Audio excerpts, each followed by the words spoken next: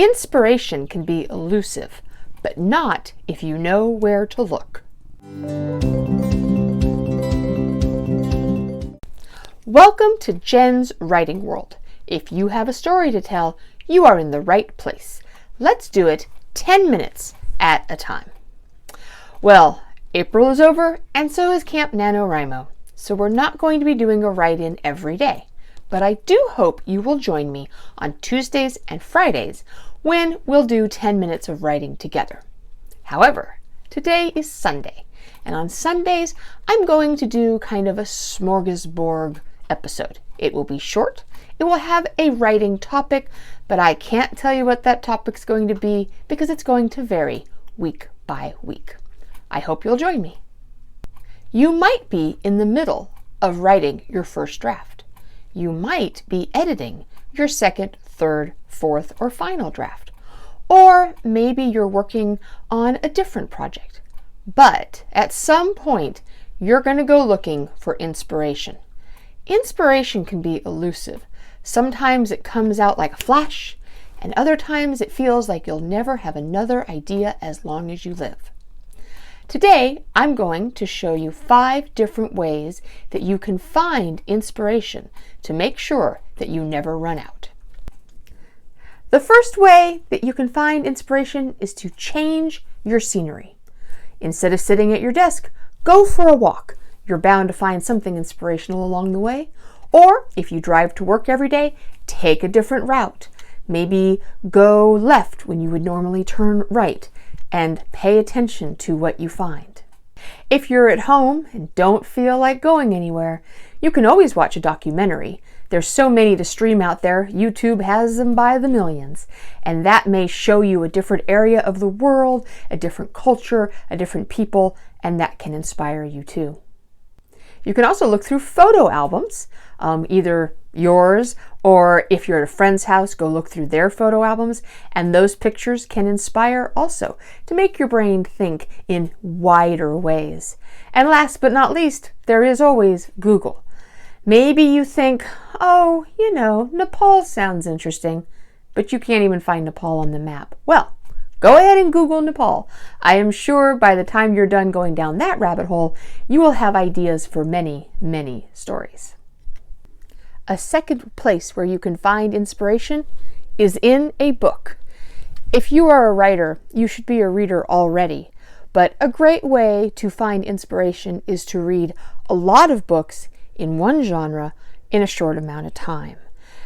If you want to write a mystery, go read mysteries. Now, you might be thinking, except won't I then plagiarize all these ideas? Or won't I find out that all the ideas have been done and therefore there is no inspiration?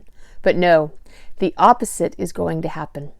If you go and read 15 pet sitter mysteries, and I promise you, there's that many out there easily, you're going to figure out a different way to do a pet sitter mystery.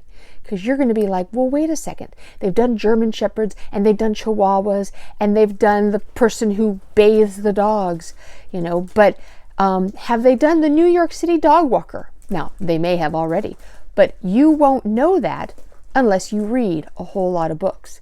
So a great way to find your own ideas is to read in great quantity what a bunch of other people have done.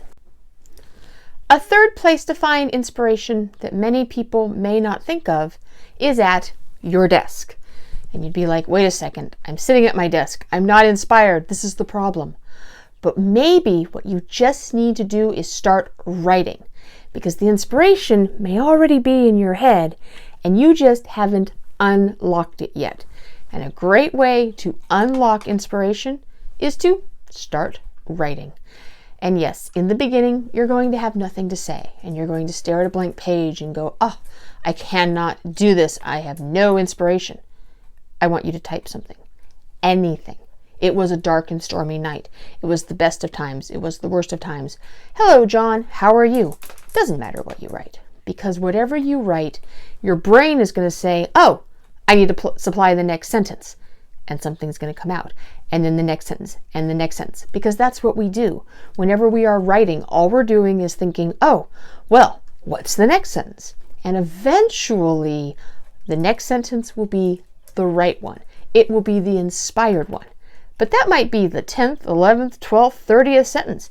And if you are not sitting here writing nonsense that whole time, that bit of inspiration that is buried deep in your mind, it'll never work its way to the top to be the next sentence. So it never hurts to sit down and type and see if that's where the inspiration comes from. A fourth way to find inspiration is to ask a question and have your story be the answer.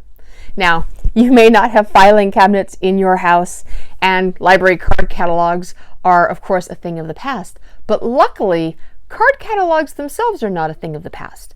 Your library probably has a website. It is a great place where you can ask a question and find out some books that will have the answer, and maybe those can be the plot of your story. If you're like me, you ask dozens of questions every day. And so it would be awesome to start a document where you list all those questions. Now, maybe some of them you find the answer immediately. Library websites, Google, YouTube, wherever you go for your answers, even a filing cabinet. But maybe you don't worry about what the answers are today. Just write down the questions. Then, when you're looking for inspiration, you can go to your list and be like, oh yes, why are hippos vegetarians? The answer just might be your next story. My fifth tip is to people watch. Hopefully, you're going and watching real live people and not stuffed animals. However, they can be very entertaining too, especially if you're writing a children's book. But as we all know, people are great inspiration. So, the world is beginning to open up again. Walmart is always a great place to people watch, and it never closed down during the pandemic. So why not go and do some early morning grocery shopping, and as you're picking up the milk and the green beans, watch the people around you. See how they interact with each other. See how they interact with strangers like the cashier. It can be a world of inspiration. There you have it. Why not try changing your scenery, reading a bunch of books, just sitting down and writing, ask a question, or people watch. These 5 ideas are just the start. Inspiration is all around us. The ideas are so plentiful that we should never wonder what to write, only what will we write next. Join me Tuesday and we'll use all this inspiration for our 10-minute write-in. I appreciate your support. The best way you can help me is to subscribe, like, and share with your friends. Today's quote is from Douglas Adams. If you have not read Hitchhiker's Guide to the Galaxy, go do it right now. Push stop. It is the greatest book ever written. And this is what he said. The fact is, I don't know where my ideas come from, nor does any writer. The only real answer is to drink way too much coffee and buy yourself a desk that doesn't collapse when you beat your head against it. And that's why he's a great writer. So long from Jenn's Writing World, and until next time, write, write, write.